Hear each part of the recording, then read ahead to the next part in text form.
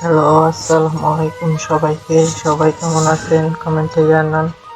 আর যদি ইউটিউব থেকে দেখে থাকেন এই ভিডিওটা, তাহলে ইউটিউব চ্যানেলটাকে সাবস্ক্রাইব করে রাখুন।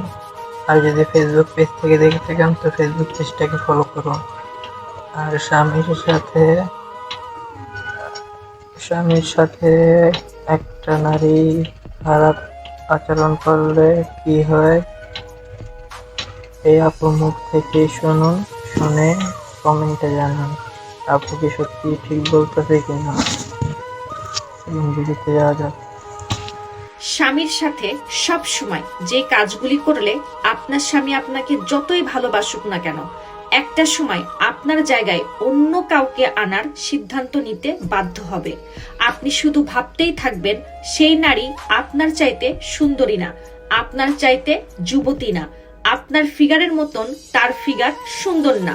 তারপরেও আপনার স্বামী কেন আপনাকে রেখে অন্য নারীর প্রতি আসক্ত হলো?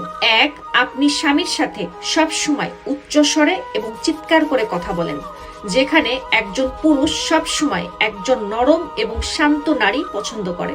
দুই, কথায় কথায় আপনি আপনার স্বামীকে চুপ থাকতে বলেন।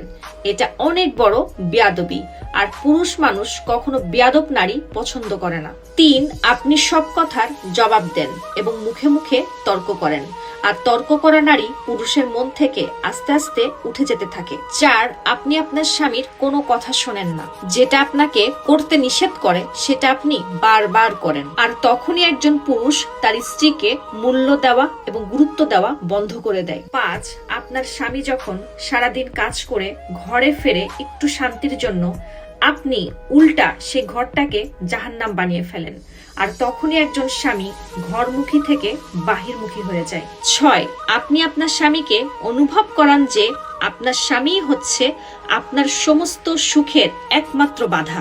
যেই অনুভবটা একটা পুরুষকে চরমভাবে অপমানিত করে, আর পুরুষ যেখানে অপমানিত হয় সেখানে ফিরেও তাকায় না। আপনি যদি আপনার স্বামীর সাথে এই কাজগুলি করেন তাহলে এখনই বন্ধ করুন, না হলে আপনার নিজের ভাগ্য আপনি নিজেই নষ্ট করবেন। আপনার এই আচরণের কারণে যদি আপনার স্বামী অন্য কোথাও আসক্ত হয়ে যায়, তখন আপনি আর তাকে ঘরে ফেরাতে পারবেন না।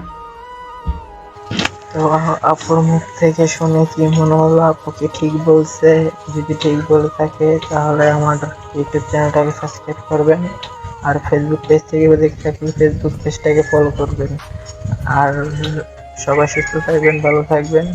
আর আপু কি ঠিক বলছে কিনা এটা কমেন্টে জানান। আর সবাই সুস্থ থাকবেন, ভালো থাকবেন। আল্লাহ হাফেজ।